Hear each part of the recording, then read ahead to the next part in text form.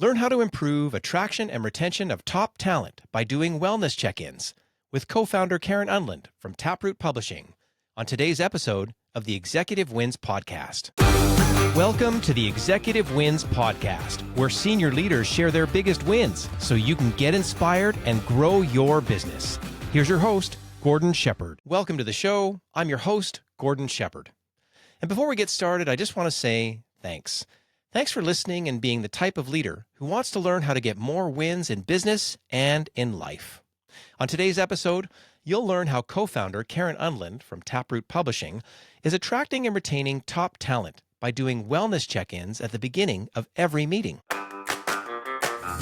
But before we get started, I want to let you know that today's episode is brought to you by the Executive Wins Workshop.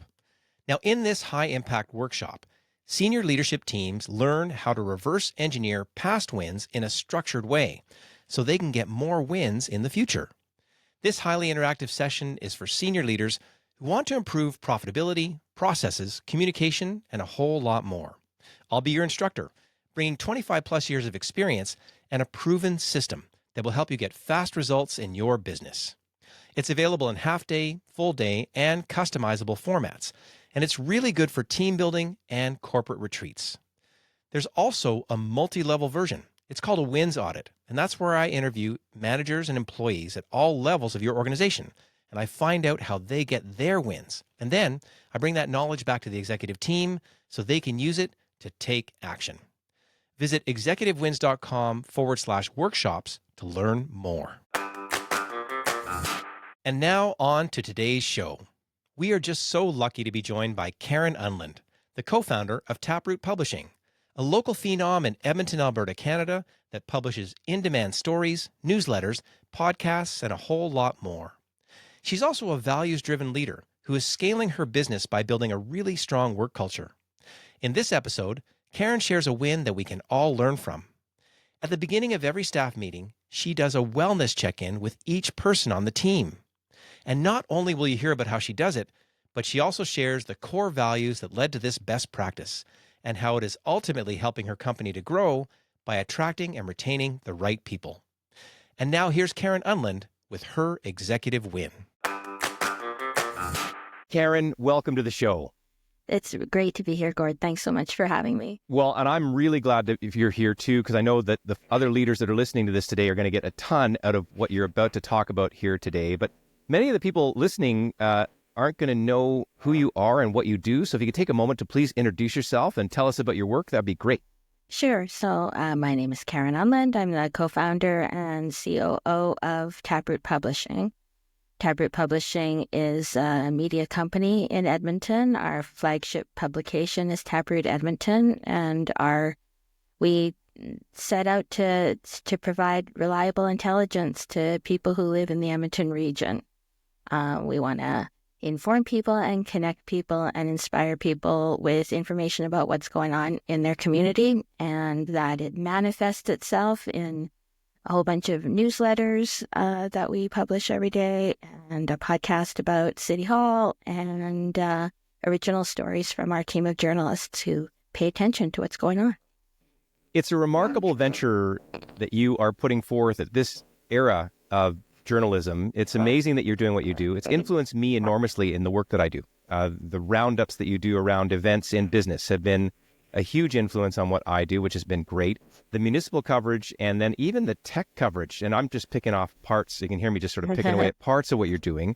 It's remarkable what you're doing. So I'm really so glad that you have this venture going, and it's a healthy thing, and especially at this local level where the need is so high for the perspectives that you're bringing. So I just want to say thanks. That's a great thing. And again, we'll make sure that people get the link to Taproot to check it out. And I think it's well worthwhile doing. But the nice thing was I ran into you at a networking event and, was able to ask you if you wanted to come on here and participate. And we always kick these off with sort of one main question, which is, if you had to describe your biggest win in the last couple of years in business, what would it be and how would you describe it?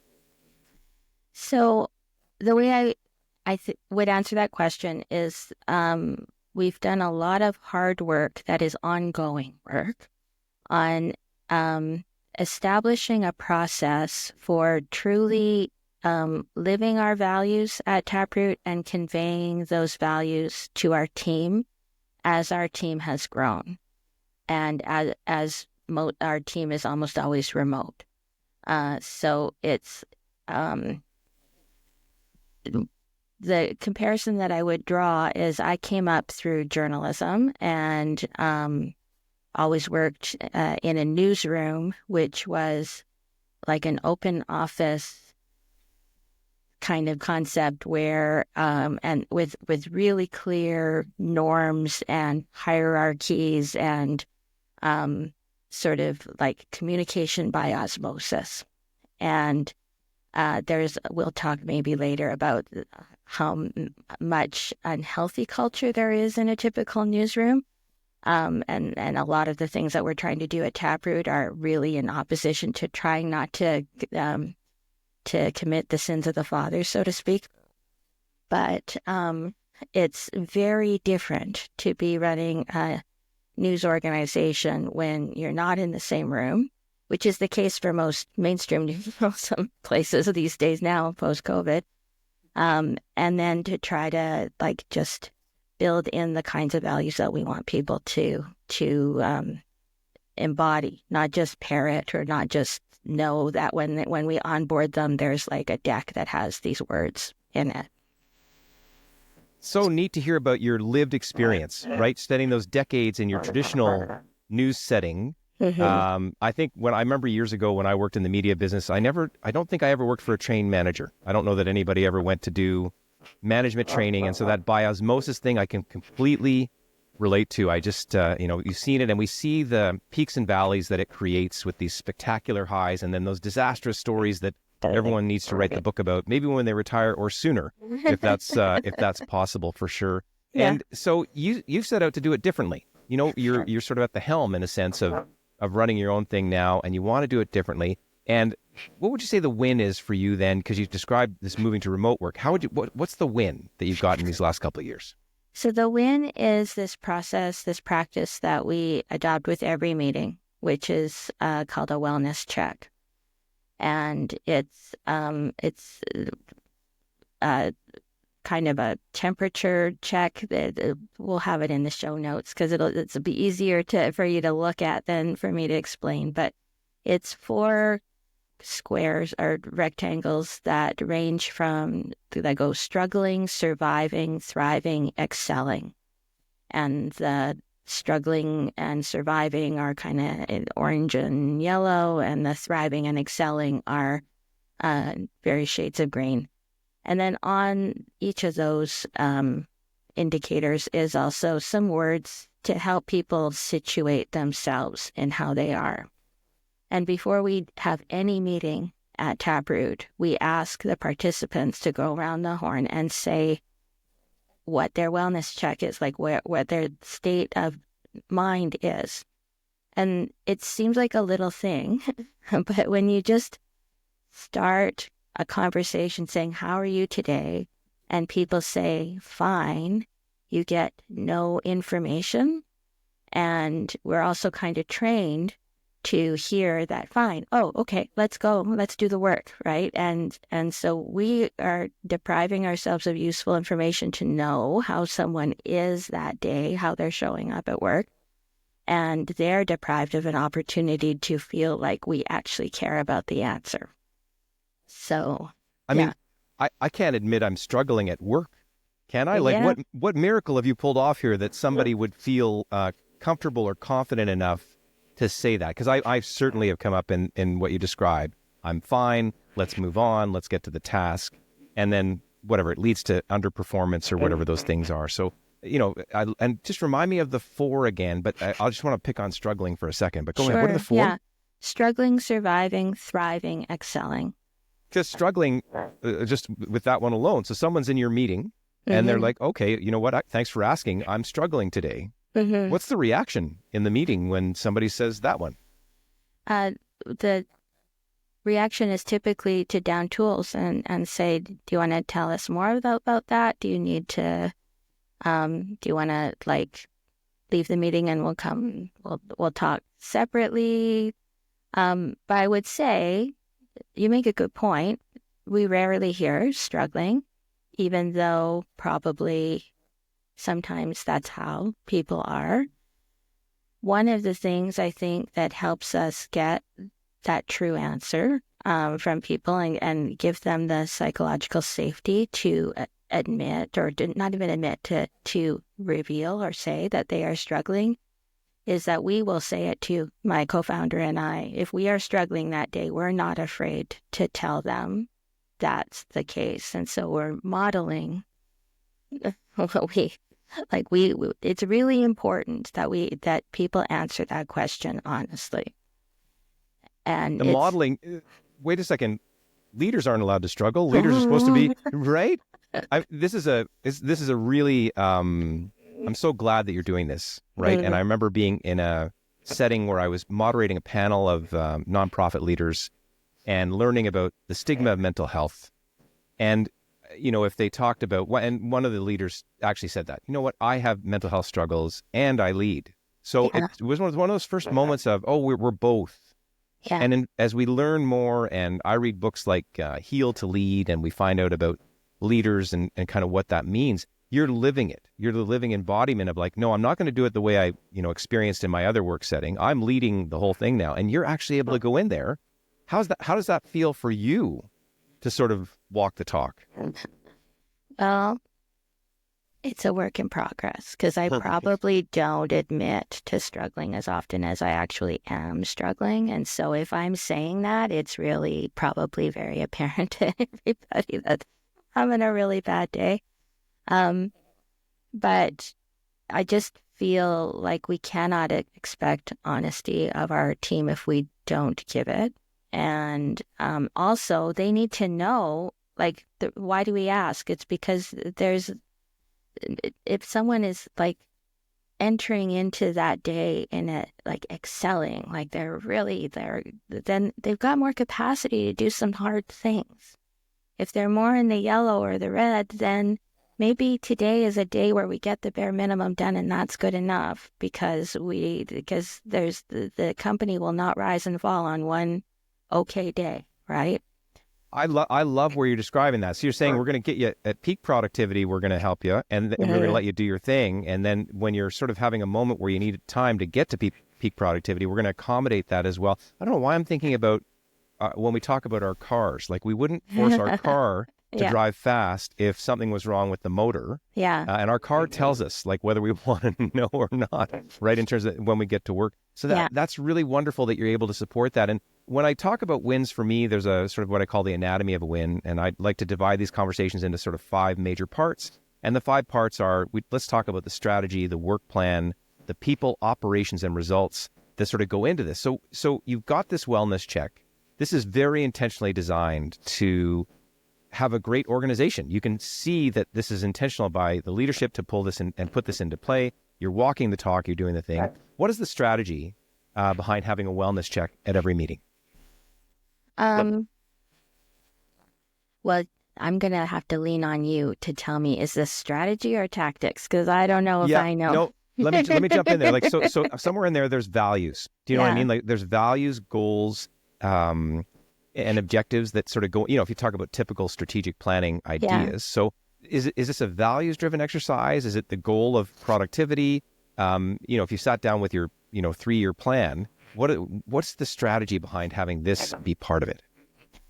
So in order to grow, to get Taproot to where we want it to be, where it is the publication of choice in the Edmonton region, and that we have a repeatable model that could go into other cities that have a similar need for properly incentivized news. We need to have a team that has resilience and can slowly replace all of the functions that my co-founder and I started doing when we started the company in 2016 and became full-time in 2019, 2020. So if we don't look after our people, they will not be able to help us grow this company to live up to the vision that we have for it. We also will burn ourselves out before we get to achieve that grand goal. So I think part of it is just like to inculcate in people this really core value of Taproot, that we care. We care about how they are, and we want them to be equipped to be able to care about each other. And you need information sometimes in order to be able to know how to care for somebody. So this is a very intentional way to build a great workforce in a remote setting, which is the current reality of your business. You've got your vision to scale this thing. It'd be fun to actually look at your strategic plan and see how many cities you're going to take over and how you're going to take over the world. But one of these core things around people these days is you're putting this fundamental in place, which again reflects the values of the founders and is going to put you in a position to scale better. Because my guess is attraction and retention, when we talk about that as a fundamental, is better for you, for the people that are sticky. Is that fair? For sure. It's very expensive for a little operation like ours to lose people and to try to find someone else. Like we can't afford a revolving door. And so as you meet sort of salary realities with culture build, what a great intentional thing. Honestly, I get super excited about that because there's not many people that are thinking multi-level organizationally. It's a lot of like, get them in, get them out. Why is turnover happening? They don't know, but you've got this built in from the get-go. If we have a strategy in place, in your case, to scale and have a great workforce, we always need a practical part, a work plan. This is kind of the what, who, and the when to make that go forward. So I'm going to suggest a couple things that I've already heard, which is every meeting, we're going to introduce a wellness check. You know what I mean? And that's sort of a very practical part of it. Is there other practical parts in a sense that help support this win? We record what people say, like not in the case that like we're not having like the AI listen to our meeting, although lots of people do that now. But we write down in the meeting notes where people say they are, whether they're like thriving, surviving, wherever. We haven't done this yet, but I would be very interested to kind of plot the accumulated wellnesses of everybody over time, because I would kind of give a shape of how the year goes. Maybe we can see some patterns around, okay, daylight savings time, not really not the thing is ever out of everybody. Sorry. And so, yeah, we haven't fully taken full advantage, I think, of the richness of the information that we have, but we could if we took the time. You're in a position to actually, data track that in a sense. When you think about your scaling strategy, then if you had that built in as a way to help your workforce move forward, you would know at certain times of the year or whatever those things are.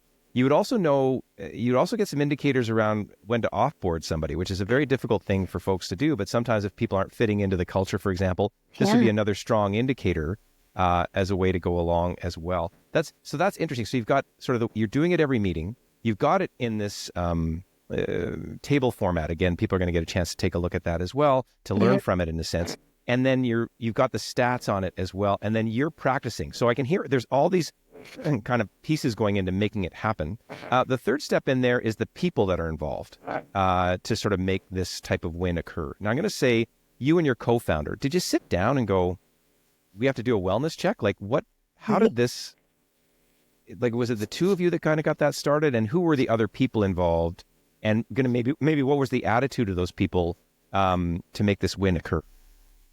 So we were introduced to the concept of sort of mapping your sense of well-being onto a color in an accelerator that we were accepted into, that Mac and I were accepted into in 2019, called ATBX. So ATB was running this sort of boot camp for entrepreneurs and to teach us a lot of things that we needed to know in a hurry about how to build and grow a company.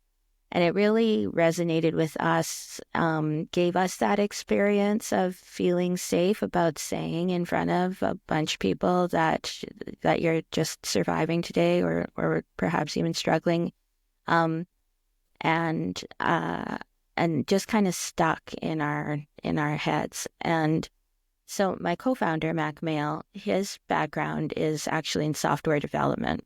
And one of, I think, the strengths of our company is that we bring very different experiences in the workplace to our workplace that we made.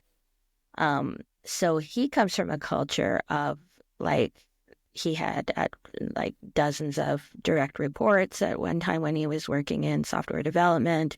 He did one-to-ones with people. I never heard of that before we came. Like a newsroom would not do something as woo-woo as that, or as strategic as that, or anything. It's not woo-woo. It's like like a real business to us. And he thinks a lot about just the company culture and how do you grow and how do you have like a strong strategy. And so he noodled actually on what we were introduced to at ATBX, and we've gone through various iterations of it, but the current version that people will see in the show notes is kind of, it's been the most successful at getting people to truly understand how to give a right answer. Love it. And so there's the two of you. You're at ATBX. You get this framework. It resonates with you. You actually bring it and implement. I mean, that's pretty remarkable. There's other people involved in this win as well. There's the people around the table in your meetings, right? Yeah. They're sort of part of it as well. And what was, again, if we talk about their attitude towards it, did they see it initially and go, yay, let's talk about things? Or was it a slow sort of bring in terms of incorporating this? How would you describe, again, them and their attitude towards this? I have to remember now. I don't think we've ever had resistance, but it was also, so, this company has grown in fits and starts through COVID, and so we have had people on our team come and go. And when I'm thinking about people who have left, I think an indicator might have that was going to be how it was a little bit the degree to which people were able to embrace this practice. Maybe, I don't know if that's fair, but the current team was almost all of them were onboarded with the understanding that this is how we do at Taproot. And so probably people that came to it later, well, I think it depends on the person. Like the people that are still on our team that predated the wellness check, they're the kind of people that totally get why we would want to do that and are totally for doing that. And doesn't what you've just described speak to scaling? Do you know, do we get the, if we're looking at our gym, get the right people on the bus idea, as we kind of move forward and get those, Jim Collins, that idea is so fundamental, certainly in the business literature. And I love the way you're describing it as well. In the pre-notes, I was able to see that you have 3 C's in your life. Is that correct? With the around, what are those? And again, it speaks to exactly what you're saying now.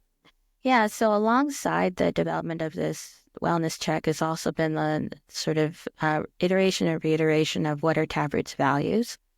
And we have a deck with quite a few of them, but in the end, we decide we need something that's memorable. And so the way that we express it in day-to-day life at Taproot is that we are curious, we choose courage, and we care.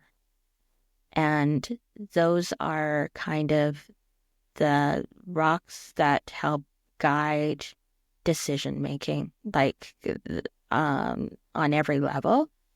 And then to kind of reinforce that with people at our Friday staff meeting, which is our only all hands meeting that we have in the company.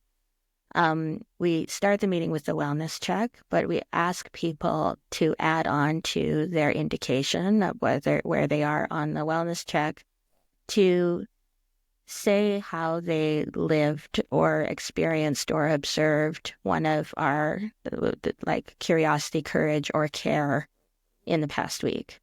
And again, it's just like a little bit more information. It makes them reflect, like they want to come to the meeting prepared.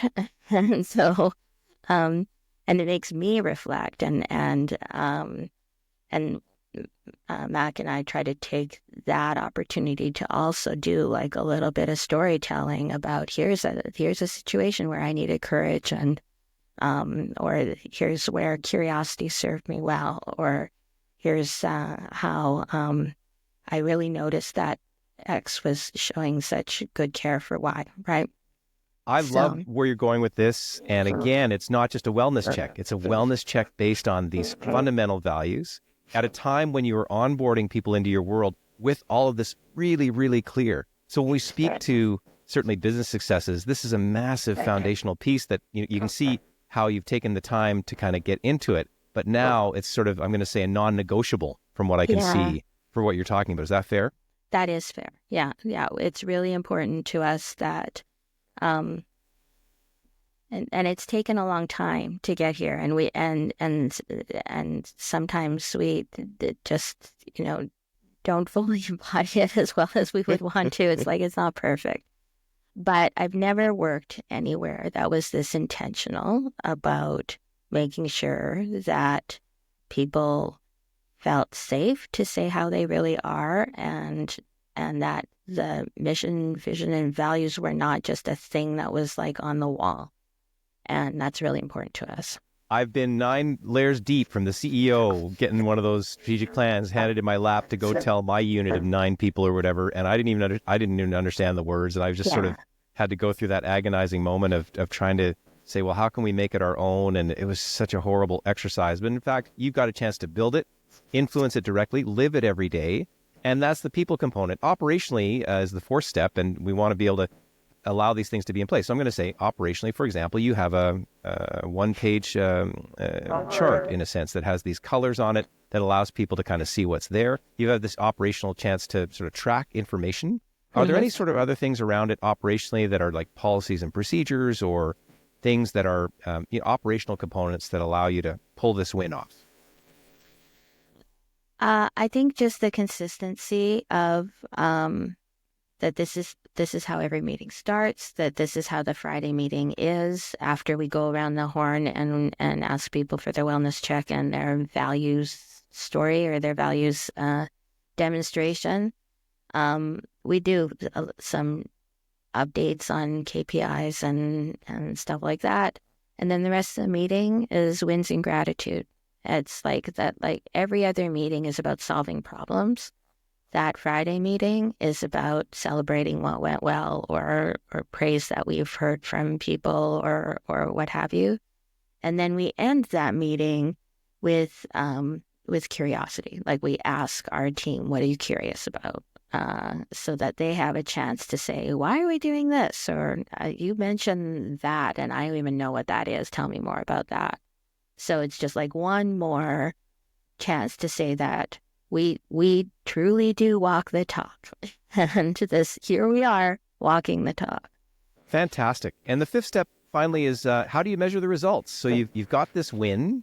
What are you measuring and how do you measure those results from this? You're making me think that, we must stop. We got the chance to do that. I do think it would be really interesting to internally to, again, look at like the pattern of people's wellness. To a certain extent, it is like, are people still productive, thriving? I guess, I mean, it's a very qualitative measure, but I have one-to-ones with most of our team, and that's like just me and them. And so there's a little bit more of a chance to say, okay, but how are you really? And probably we get more surviving, struggling in that meeting than you would get out loud in front of everybody. And then that's a safe place to kind of try to do some listening and problem solving and figuring out around that. I think, Gordon, we could do more about on the measurement. And that's okay. And it's funny because measurements can be exactly that concrete thing, like whatever percentage of wellness increase could be that kind of measurement you could go for. I'm just going to maybe say the qualitative ones are also pretty impactful. So if you had to measure it for yourself qualitatively, how does it make you feel as a founder? It makes me feel like we are closer to having a healthy workplace than we've ever had ourselves before, like both at Taproot and anywhere else that I've worked.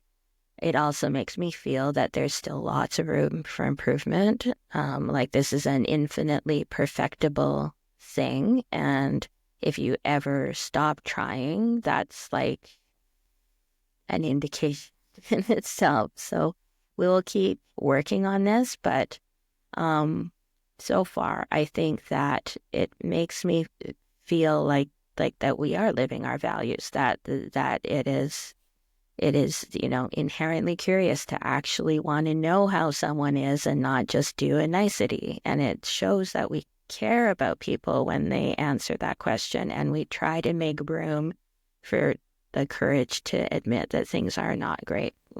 I'm so glad you brought your values up there. If you didn't do it, I was going to recap them there right at the end. You're living them. Your win around the wellness check, but way beyond that is that you are intentional, and I'll take your word as well, intentional about building this culture, intentional not only from caring about people, but from a scaling perspective in your business as well. So imagine what a nice time to be able to integrate those things and create that kind of success. Karen, this is just a pleasure. I think so many leaders are going to learn from your example. If people need to reach out to you to learn more about it or to learn about Taproot and your business, what's the best way to get in touch with you? Probably the best way is email. So I'm Karen at taprootpublishing.ca. And if you want to reach out to me on social media, or you don't want to remember the email address, LinkedIn is the place where you can find me the most now these days. Karen Unland on LinkedIn, outstanding leader with the 3 C's and ready to share those with the world and with her team as she grows her Taproot Publishing business. Karen, thank you for being on the show. Thank you so much. This was very fun. We are curious, we choose courage, and we care. Those are great values, and they could be the foundation of the wellness check-in that you do to support your staff to grow your business as well. And Karen was generous enough to share Taproot's Wellness Check-In PDF, which will help you to determine if you are struggling, surviving, thriving, or excelling at the beginning of any meeting. And if you like this episode, then make sure to check out our upcoming episodes, which include From Asset-Based Financing to Traditional, how Chelsea Yarmuch got a win and saved her company a lot of time and money. And if you want a great team building opportunity, then check out our workshops at executivewins.com/workshops to learn more. If you like today's show, be sure to subscribe, leave a review, and share it with a fellow leader. And don't forget to check out all of the links and resources in the show notes on executivewins.com. And keep listening to the Executive Wins podcast for more inspiring wins to help you grow yourself, your team, and your entire business. Thanks for listening to the Executive Wins podcast. Make sure to rate, review, and subscribe as we bring you more inspiring wins from outstanding leaders so you can grow your business.